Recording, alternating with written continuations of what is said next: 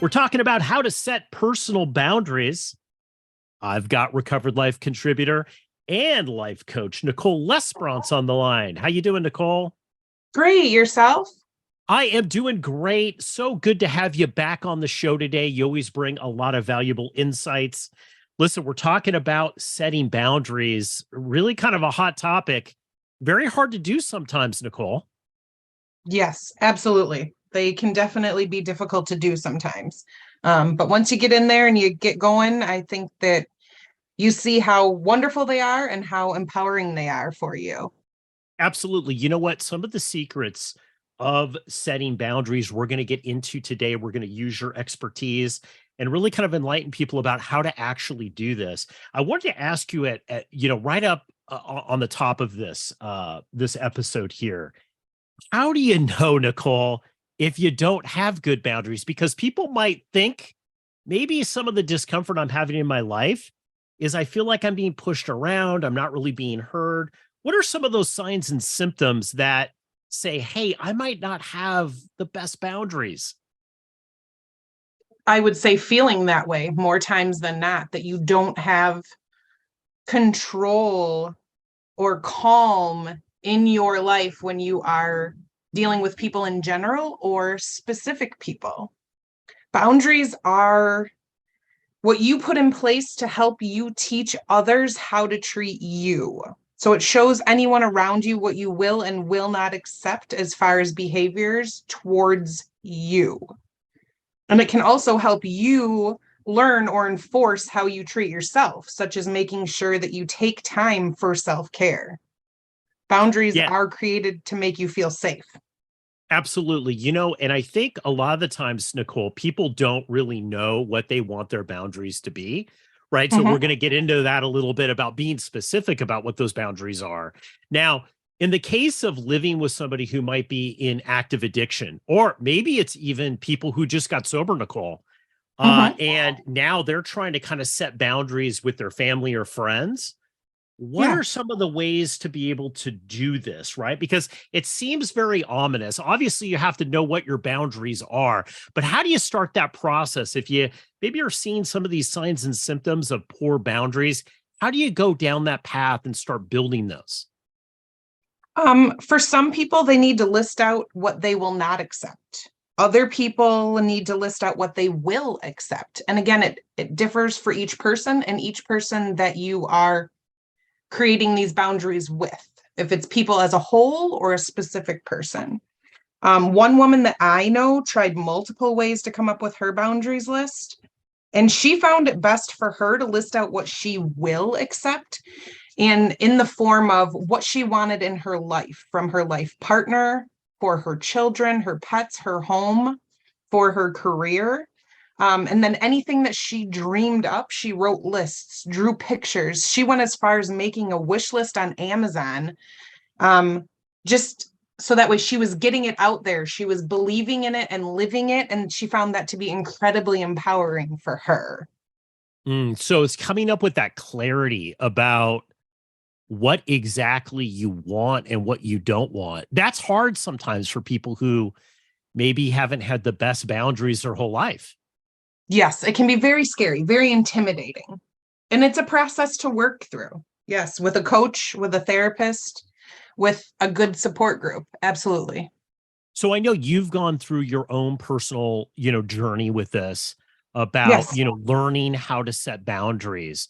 What was some of the most rewarding things that you found? I mean, it must have been scary at first, right? You have a lot of fear. It's like if you've never really done that, aren't you really afraid of what other people are going to think and say about you or how they're going to react? Yes. Yeah, it can be very scary. But again, it goes back to having a good support system and then realizing that you do not want to live this way anymore and that you're going to stand up for yourself. And that can be in, if you're stealing from people to fuel your addiction, then you're not allowed in my home anymore. If you're going to, gaslight, darvo, blame shift, minimize, then I'm not going to speak to you for an extended period of time, things like that.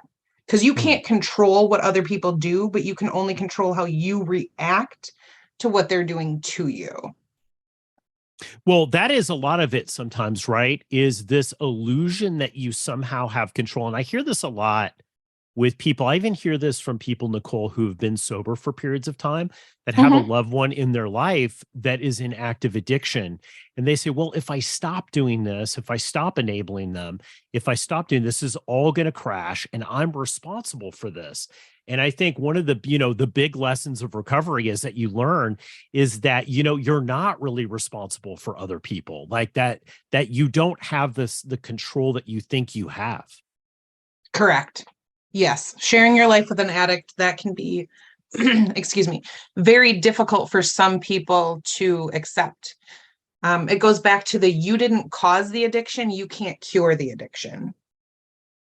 Yeah, I think that is I think that's a really hard lesson to learn in recovery. I know that I've gone through my own personal battles with that, right? Is that where do I have the power and where don't I? And obviously setting those boundaries are really, is that first step. So Nicole, tell us, obviously with follow through, this is the big thing that people complain about with setting boundaries, right? Like they start to become clear about what works for them, what doesn't work for them. And then they start to try to set up and to try to follow through.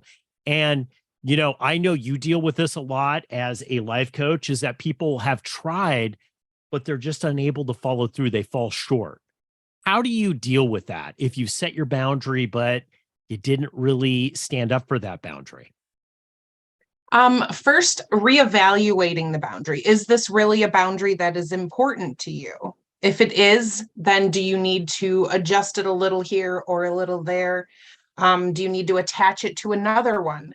Um, and reach out to your community. If you're not feeling that you're very strong in that moment when you need to uphold that boundary, reach out to your community and ask them for their strength to pass on to you in through prayer or support and talk or conversation, and somebody be there to help you find that strength within yourself to be able to uphold that boundary. And it might, you might have to crash and burn a couple of times, but just keep getting back up there and moving forward. And even if it's one little step forward, keep moving forward, and eventually you'll see how empowering and wonderful boundaries really are for you and those around you. Absolutely. I'd love for you to address here in closing this feeling that a lot of people have that I hear when they set boundaries is the worst case scenario. I'm going to set this boundary and then this person's just going to leave. I'm going to be abandoned, right? The sense of abandonment, this desperation that, oh God, I really hope that they really live up to this boundary that I've set, right? And let's say it's a realistic boundary, like you were talking about. If you steal, if you do this, if you're actively using, if you're doing that, um, how do you get past that? I mean, did you deal with that in your life? And you know, how do you get past that huge fear of like, well, what if it just doesn't work out? What if the worst case scenario happens and I have to step in and say no more? I mean, I definitely had to step in and say, no more, I'm not going to accept these. It has created distance between me and some of those people in my life. And it was difficult at first to accept that they weren't willing to respect my boundaries. Um, but then I saw that they're still going to do what they're going to do. It's just not chaos in my life anymore. And through coaching and my support groups and things, I've learned that I really am better off without that chaos and destruction in my life. My mental health and my physical well-being is in a way better position now than it would have been had I stayed in that chaos. Nicole, final thoughts here. If anybody's that's listening to this and maybe they've had years, decades, maybe their whole life, maybe every relationship they've had, they haven't really had clear boundaries.